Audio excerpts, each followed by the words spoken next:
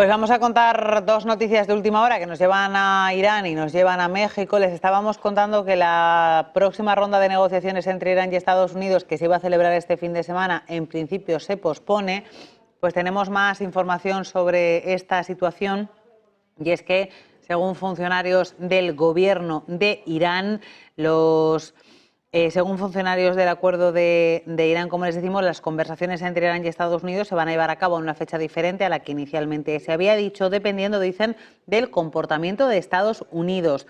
Y es que este funcionario iraní dice que las sanciones de Estados Unidos a Irán no ayudan a la diplomacia a resolver la actual disputa nuclear. Así que Irán eleva el tono frente a Estados Unidos en medio de esas conversaciones en las que Irán lo que pretende conseguir es, en las que Estados Unidos, mejor dicho, lo que pretende conseguir es la desnuclearización de Irán. Pues bien, Irán pone los puntos sobre las íes. Dice este funcionario que las sanciones de Estados Unidos a Irán no ayudan en la diplomacia a resolver la disputa y que las conversaciones se producirán más adelante según cuál sea el comportamiento de Estados Unidos. También otra noticia de última hora nos lleva a la presidenta mexicana Claudia Sheinbaum. Acaba de decir en la mañanera que ha mantenido una conversación muy positiva con el presidente de Estados Unidos, Donald Trump. Dice Sheinbaum que han acordado seguir trabajando en los próximos días en materia comercial, todo después de que en las últimas jornadas Sheinbaum haya celebrado esa cierta exención arancelaria que el presidente de Estados Unidos, Donald Trump, anunció a las autopartes de los vehículos y que afectan directamente a México, porque hay que recordar que actualmente México sufre los aranceles del 25% al acero, al aluminio y a los vehículos, y estamos hablando de industrias en las que hay una absoluta interrelación entre Estados Unidos y México. Así que México celebrando la posibilidad de acercamientos arancelarios con Estados Unidos. Y vamos con otra última hora que nos lleva en este caso a ese acuerdo entre Estados Unidos y Ucrania en clave de minerales, porque un alto funcionario de la administración de Trump dice que el acuerdo entre Estados Unidos y Ucrania puede ser un modelo para acuerdos internacionales similares en el futuro. Dice que se espera que el Parlamento de Ucrania ratifique el acuerdo de minerales firmado ayer dentro de una semana. También dice que los 3 documentos del acuerdo con Ucrania se firmaron durante la jornada de ayer. Vimos esa rúbrica por parte del secretario del Tesoro de Estados Unidos, Scott Bessent, y de la ministra de Economía de Ucrania. Y también dice ese funcionario que el 50% de las regalías provendrán de nuevos proyectos de recursos naturales de Ucrania, no solo vendrán de tierras raras. Pues os quiero preguntar precisamente a los 3 por ese tema. Dicen desde la administración Trump que el acuerdo con Ucrania puede ser un modelo de otros acuerdos internacionales similares en el futuro. ¿Tiene esto que ver un poco con esa fórmula de neocolonizar que está teniendo Donald Trump durante esta administración? Es una forma de hablar, Adrián. Bueno, sí, la verdad es que puede encajar como un instrumento dentro de esa forma de gestión de las políticas arancelarias, ¿no? Para nosotros fue muy relevante el acceder a los documentos de entornos cercanos a Donald Trump, en los que hacían una interpretación de qué es lo que podían y debían ser las políticas arancelarias para Estados Unidos. Y la base argumental eran relativamente simples. Es decir, Estados Unidos es el gran consumidor del mundo y esto simplemente nos da un arma política y económica extraordinaria que otros países no tienen y que no hemos utilizado hasta ahora. Un arma que, en base a la presión de los aranceles, pues les puede permitir como objetivo conseguir incrementos de aranceles en sí mismos, una protección de su industria cuando a ello les interese, en otros casos otro tipo de objetivos económicos o bien objetivos geopolíticos. Y muy probablemente esto es lo que explica esa forma tan extraordinaria de actuar, como de pronto subir los aranceles a todos los países del mundo y que luego vengan de uno en uno a negociar con nosotros, ¿no? Vengan de uno en uno a negociar, ¿por qué? Porque además no nos interesa con todos negociar lo mismo. Con algunos nos va a interesar los aranceles y presionar hasta el final. Con otros vamos a llegar a acuerdos también arancelarios, pero en base a un proceso negociador. con otros vamos a perseguir objetivos geopolíticos y con otros objetivos económicos, pero distintos de los aranceles. Y dentro de esos objetivos económicos, pues bueno, pues puede encajar perfectamente hacerse con determinados recursos naturales que Estados Unidos necesite, ¿no? Entonces, esta puede ser perfectamente, son, digamos, estrategias en las que Estados Unidos está en este momento pensando con respecto a muchos países, y ahí este tipo de acuerdos pues puede encajar perfectamente. En el caso de Ucrania, la contrapartida no han sido aranceles, han sido casi una cuestión de imagen, el interés de Ucrania por llevarse bien con Estados Unidos cara a lo que pueda venir, cara al conflicto con Rusia, sin más, ¿no? Pero está claro que dentro de esas estrategias arancelarias, a cambio de los aranceles, pues pueden perfectamente formalizarse acuerdos de este tipo de que permitan a Estados Unidos acceder a recursos naturales que necesite en distintos países. Precisamente ahora hablaremos de los aranceles, pero Josep, te quiero preguntar a ti también por esto que se dice desde la administración Trump. Sienta Ucrania las bases, o sea, el acuerdo con Ucrania las bases para otros acuerdos. Mira, es que Estados Unidos no ha inventado nada nuevo. La China está haciendo estos acuerdos con todos los países del mundo, a donde puede, empezando Brasil, aquí América Latina, Bolivia, Nicaragua, y bueno, hace al menos acuerdos con países dictatoriales, porque los chinos no tienen interés de negociar con ministros y subministros, quieren una persona que decida por ellos, y ellos hacen estos acuerdos y siempre están a favor de China. Así que al menos Estados Unidos, si usa esta política, a cierto punto hay un beneficio para Ucrania en este caso o en otro país si lo quieren hacer. Y las políticas arancelarias de Estados Unidos no vienen de la nada. Las está usando el presidente Trump, pero se ha hablado de estas políticas desde el tiempo de Ronald Reagan, desde que yo tengo razón de escuchar política, porque Estados Unidos es el único país que verdaderamente hace, como lo que llamamos nosotros, economía libre a todos los países del mundo, y al mismo tiempo no es el caso en retorno, y no hay que ir muy lejos. Canadá y México no le dan las mismas ventajas a Estados Unidos, lo que les da a ellos Estados Unidos. Entonces, Europa, que son, se supone, los aliados de Estados Unidos, tampoco. Entonces, cuando yo quiero importar algo de Europa, no hay aranceles, no hay una cosa mínima, 2,5%, cuando mucho por los carros de lujo, pero no es el caso si yo quiero exportar de Estados Unidos hacia Europa, hacia otro país del mundo. La lista de los países y sus aranceles, comparando con las aranceles de Estados Unidos antes de Trump, eran casi insignificantes las de Estados Unidos. Ahora, que es el señor Trump, todo lo que pidió, como pidieron antes de él todos los otros presidentes, pero nunca lo implementaron, es un tratamiento recíproco. Entonces, estas, como se llama, políticas arancelarias, si aumenta Estados Unidos, van a bajar las importaciones, va a incrementar la producción o las inversiones domésticas, y si son recíprocas con otros países, va a incrementar la venta de productos estadounidenses en otros países. Porque esto al principio comenzó después de la Segunda Guerra Mundial, se hicieron muchas cláusulas a favor de los aliados de Estados Unidos para enfrentar a la Unión Soviética a aquel tiempo, para que se levanten sus economías después de la Segunda Guerra Mundial. Pero eso quedó en su lugar siempre, y yo lo vivo personalmente, porque yo importo de Europa, pero no puedo exportar, así, porque no puedo competir.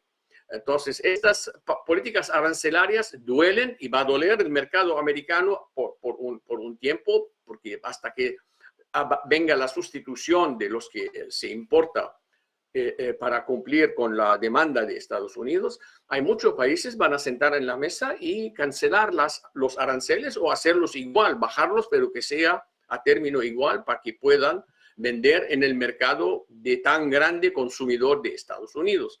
Así que tiene ventajas y tiene desventajas esta política, pero no viene así de la nada.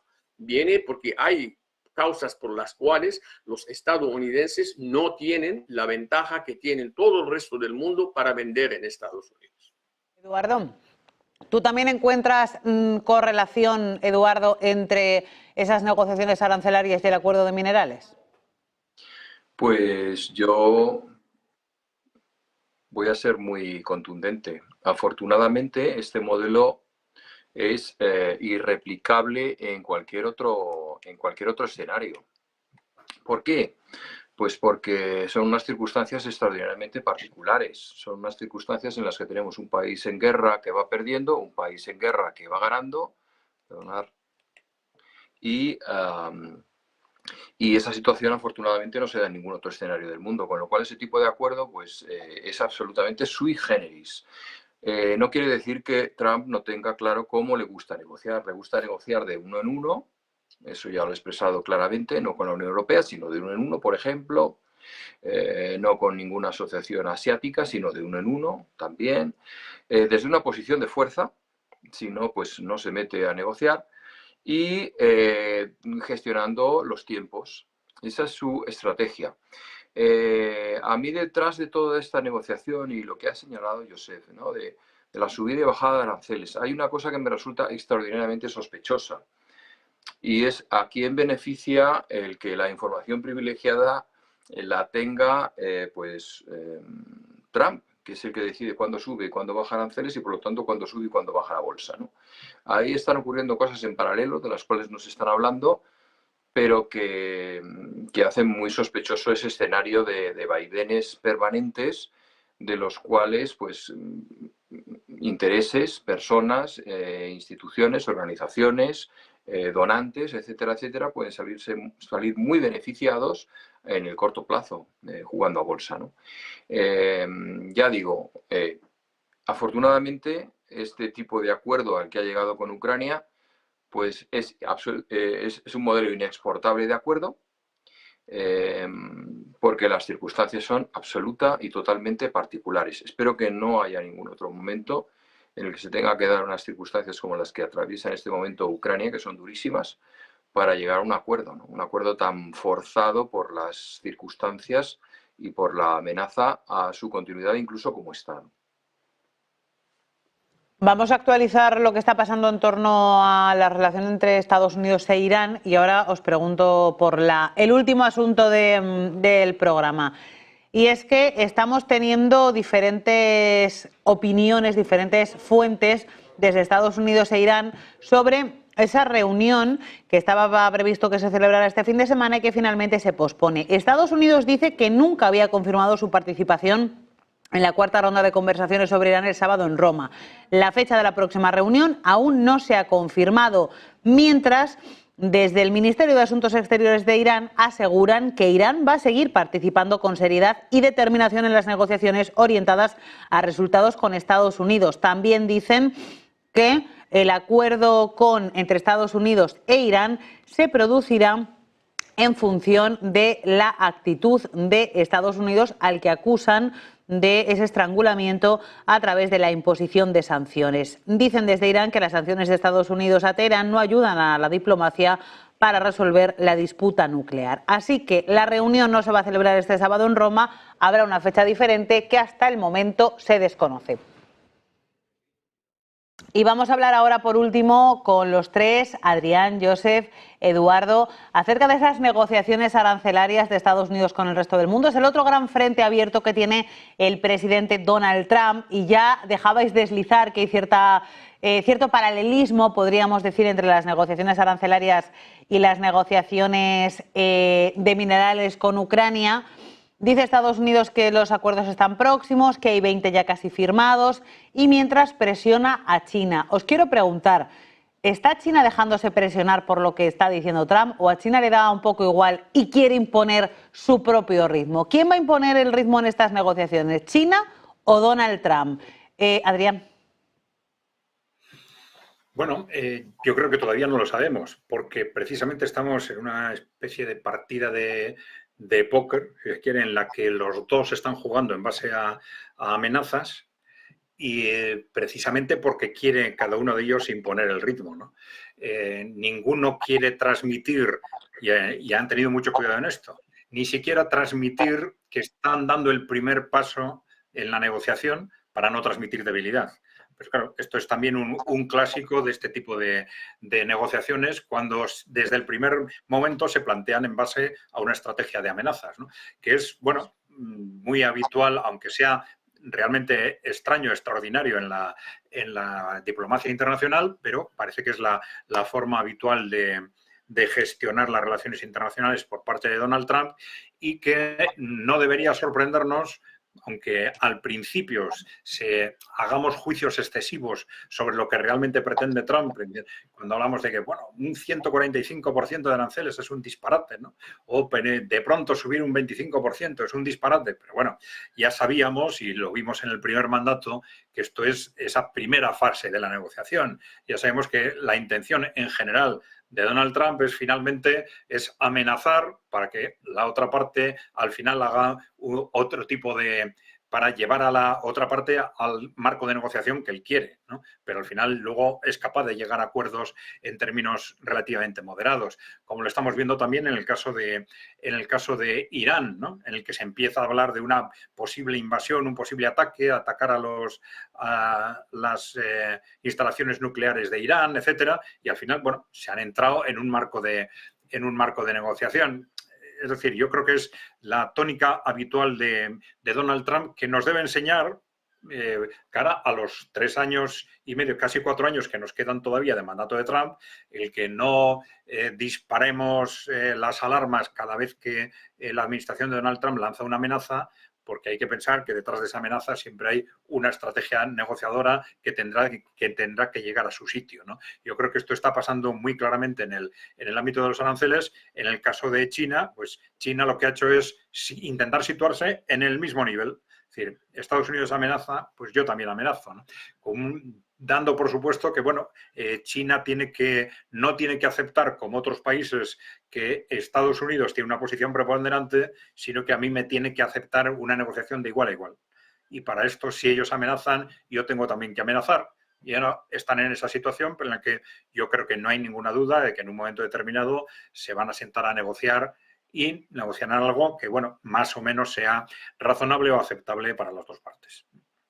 Vamos a contar una noticia de última hora antes de que Josep también opine sobre este tema y también Eduardo, porque es una noticia de cierto alcance y es que parece que finalmente el asesor de Seguridad Nacional de la Casa Blanca, Tim Wolf, cae y abandonaría su puesto en la Casa Blanca, según está informando a esta hora CBS a través de la red social Twitter. Recordemos que Wolf ha estado directamente relacionado, Mike Wolf, perdón, no Tim, ha estado directamente relacionado con ese escándalo bautizado como Signalgate. Él mismo asumió toda la responsabilidad por la filtración de chat de planes bélicos en un chat de Signalgate en el que metió, sin darse cuenta, a un periodista de la publicación de The Atlantic. Él mismo dijo que había creado el grupo en sus primeros comentarios públicos desde que se conoció la noticia. De hecho, luego se conoció también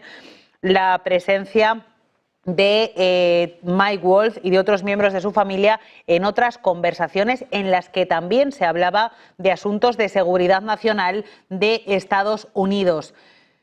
Mike Wolf, que contaba en principio de forma pública con el apoyo del presidente de Estados Unidos, de Donald Trump, que había reiterado que Wolf hacía su trabajo de forma correcta, así que reconocía que se había producido un fallo de seguridad con el escándalo de Signalgate. Sin embargo, lo cierto es que, según está publicando a esta hora CBS, Mike Wolf, asesor de seguridad de la Casa Blanca, va a dejar su puesto finalmente, así que parece que habría sido una decisión suya después de organizar un chat grupal en la aplicación de mensajería instantánea Signal en el que se filtraron accidentalmente planes de ataques aéreos estadounidenses contra militares hutíes en Yemen a un editor de la revista The Atlantic. A este hecho, que fue el inicial, se han sumado luego otros fallos de seguridad que han ido añadiendo presión sobre el que hasta ahora mismo es el asesor de seguridad nacional de la Casa Blanca, Mike Wolf, que podría dejar su puesto. Pues vamos a comentar esto, si os parece. Josep, ¿crees que tiene lógica que esta salida se produzca después de los últimos acontecimientos. Cierto es que Trump ha apoyado a Mike Waltz todas las veces que públicamente se le ha preguntado. Su completa confianza en el pasado, hace 2 o 3 semanas, cuando estalló este problema a mano de Mike Waltz, pero la realidad hay que reconocerla. El señor hizo una falta garrafal, así que de alguna manera no tuvo que renunciar al momento, pero llega un momento que también sus subalternos empiezan a cuestionar su juicio en una posición como esta, así que bueno, se la dejamos a él que decida, y si él decidió irse, bueno, no es la gran cosa, no será ni el primero ni el último que va a renunciar a un cargo después de una falta no intencional, pero al mismo tiempo una falta grande en cuestión de seguridad nacional.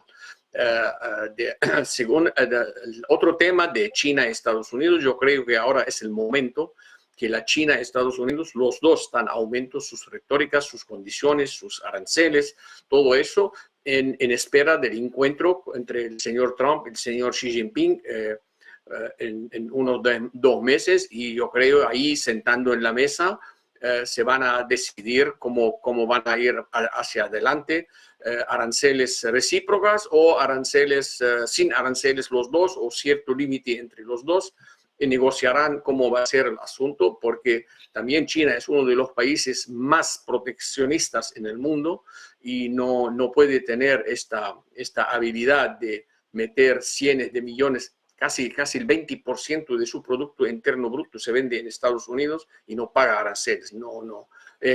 Bastante para la China, es un país productor, Estados Unidos es un país consumidor y productor, y está con una gran desventaja con China en tema de consumo, porque la China no consume no quiero dar un número, pero no se compara el consumo en Estados Unidos con lo que se consume en China. Por eso China está obligada a buscar mercados para deshacerse de toda la producción que tiene, y Estados Unidos es uno de los mercados importantes, pero igual China no es un país pequeño para que se imponga a Estados Unidos. Ya van a negociar de igual, y eso lo harían entre el señor Xi Jinping y el señor Trump. Pues quiero conocer cómo lo ves tú, Eduardo. Si quieres hacer un comentario de lo de Mike Waltz, lo haces, y nos enfocamos en el otro tema, en los aranceles. Sí, pues mira, respecto a la dimisión, la verdad es que es conmovedor. A mí me resulta conmovedor ver que hay un político que dimite, ¿no? Que comete un error garrafal y dimite. Ya quisiéramos en otras latitudes encontrarnos con eso. Eso vaya por delante. Tiene asegurado un lugar en la historia reciente de la política como el político que dimitió. Por otro lado, también siguiendo un tono irónico, ¿no? El hecho de que Trump apoyara a muerte a este secretario, a este asesor de seguridad nacional, pues me recuerda un poco el fútbol, ¿no? Cuando el presidente del equipo ratifica su confianza en el entrenador y sabes que a la semana siguiente va a salir, ¿no? Con lo cual, pues estamos viendo pues, una manera de actuar bastante original por parte de Trump, porque se corresponde con otras conductas. Respecto al tema de los aranceles y China, pues creo recordar que la cifra de diferencia de consumo del Producto Interior Bruto entre China y Estados Unidos estaba en que Estados Unidos asume un 70% de su producción. Asume un 70% de su producción, mientras que China apenas cubre algo más del 30%. Esa es la desigualdad a la que hacía referencia Josep, ¿no? Yo creo que aparte de ese factor hay muchos otros. Se tienen que calmar los ánimos porque los dos países se necesitan. Los dos países se necesitan y realmente de una guerra comercial es difícil adivinar quién va a salir mejor parado, pero lo que sí sabemos es que opinión pública encajaría mejor el sacrificio y las dificultades, y esa sería la de China, lógicamente, que está muchísimo más controlada. En Estados Unidos, una situación incómoda para la ciudadanía tendría una respuesta, y una respuesta en las calles y mucho más con los demócratas en la oposición, ¿no? Con lo cual, pues, como se suele decir, vamos a ver qué pasa, pero no creo que esto de los aranceles vaya a acabar ni ahora, ni en el segundo, ni en el tercer año de la administración Trump, porque realmente es su único recurso de iniciativa estratégica que ha demostrado que Estados Unidos sigue teniendo de alguna forma la sartén por el mango en algunos aspectos. Pues así es como vamos a terminar. Eduardo Irastorza, Joseph Haidt, también Adrián Celaya. Gracias a los tres por acompañarnos, gracias por formar parte de esta edición de Todo Geopolítica de este Día del Trabajo. Un placer y hasta pronto. Un placer también.